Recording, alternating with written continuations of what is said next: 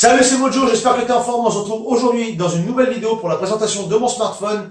Comme tu as pu le voir en titre, il s'agit du Xiaomi Mi A2 qui est juste ici. Donc je te propose de voir tout de suite en une petite vidéo de présentation pour faire le tour du téléphone. Et puis après, on va en parler un peu plus longuement.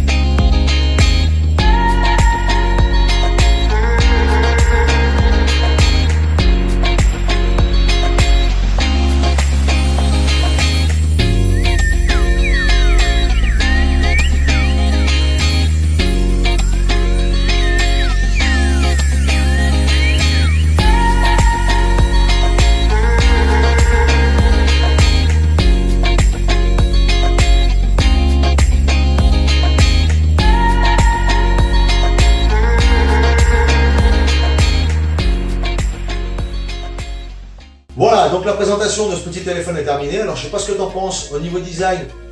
On reste dans du classique, mais moi je le trouve vraiment plutôt joli avec son arrière en aluminium, son grand écran et sa couleur noire. Bon, pour ma part, c'est ce qui me plaît.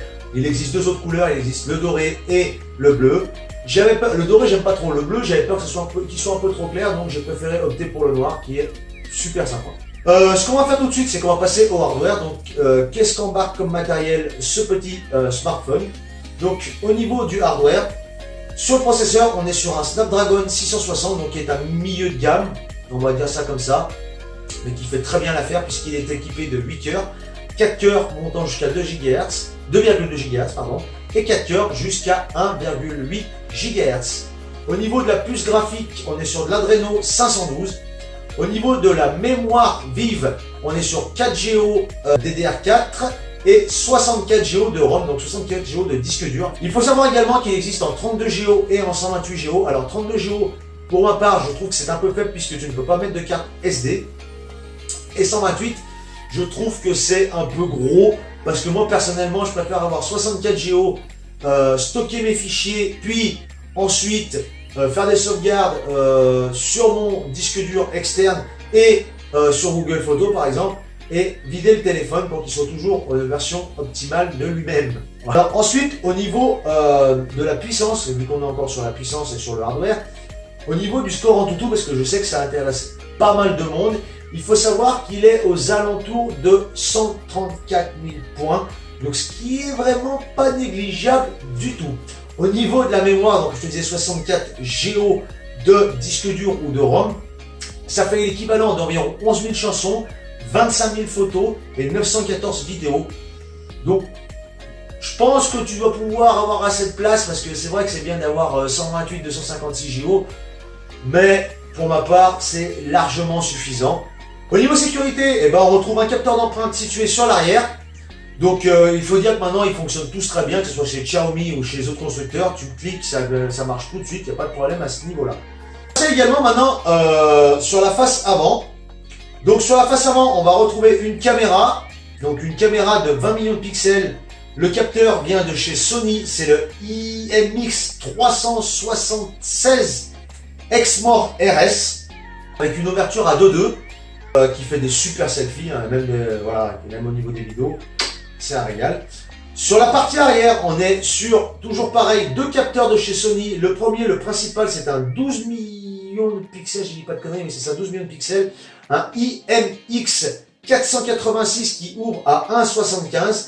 Et donc, le deuxième, c'est toujours chez Sony, comme je te viens de te le dire, qui est un IMX 376 de 20 mégapixels, mais cette fois-ci qui ouvre à 1,75 également, contrairement à celui qui est sur la face avant.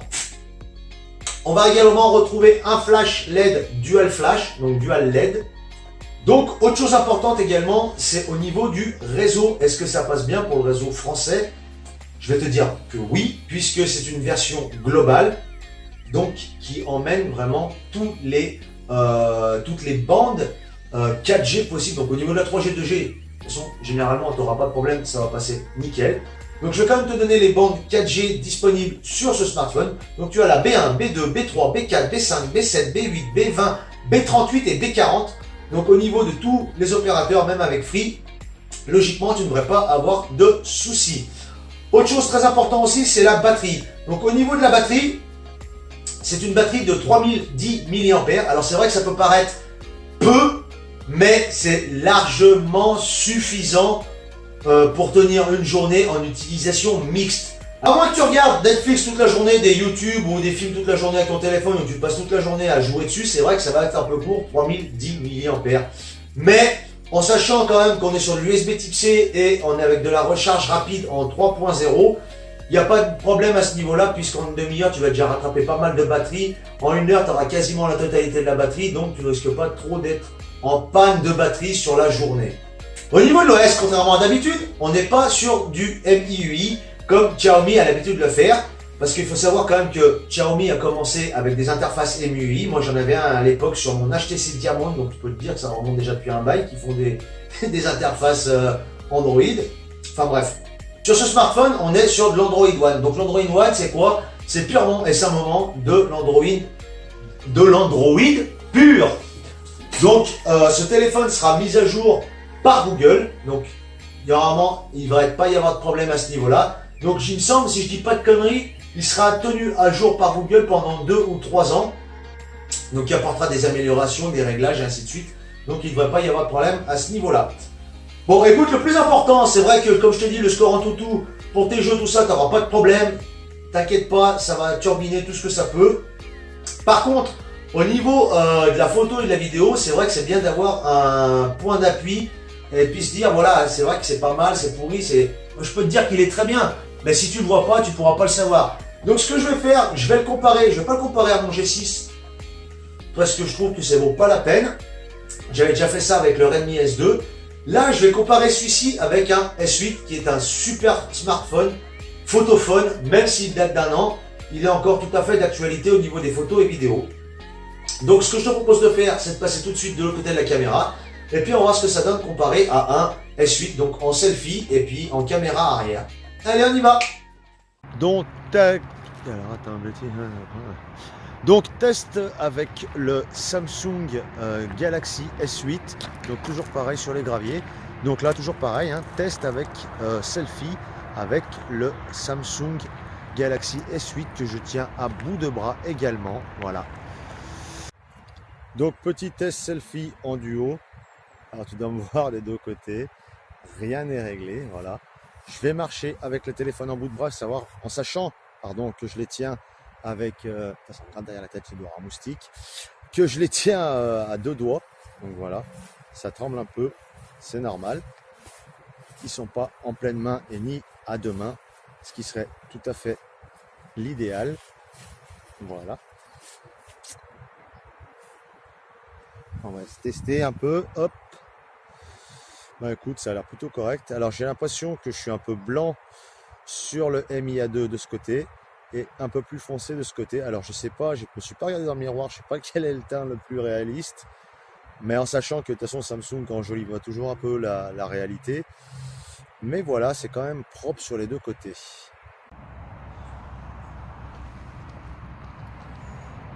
Donc test des 2 smartphones à bout de bras. Là je marche dans les cailloux en 60 images secondes. Voilà. Alors je sais pas ce que ça peut donner en réalité. J'ai l'impression que sur l'écran du MIA2 ça bouge plus que sur le S8. Après on verra sur la vidéo finale.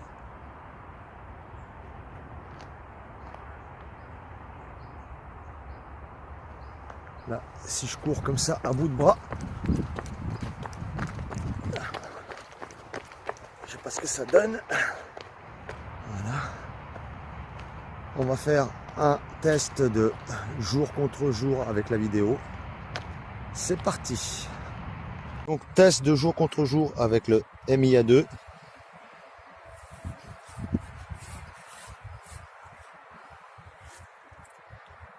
Ah, ça a l'air de réagir plutôt pas mal. Test de zoom avec le MIA2. Alors ça bouge un peu parce qu'il est un peu plus grand. j'ai l'impression que c'est beaucoup plus pixelisé, mais je suis en x8 alors que sur le S8 je suis en x5, si je dis pas de conneries. Ah. Je crois qu'avec le S8 je suis comme ça. Et ça a l'air beaucoup plus pixelisé là-dessus. Je fais un petit travelling avec le MIA2, donc je marche droit et j'ai le corps tourné vers la gauche.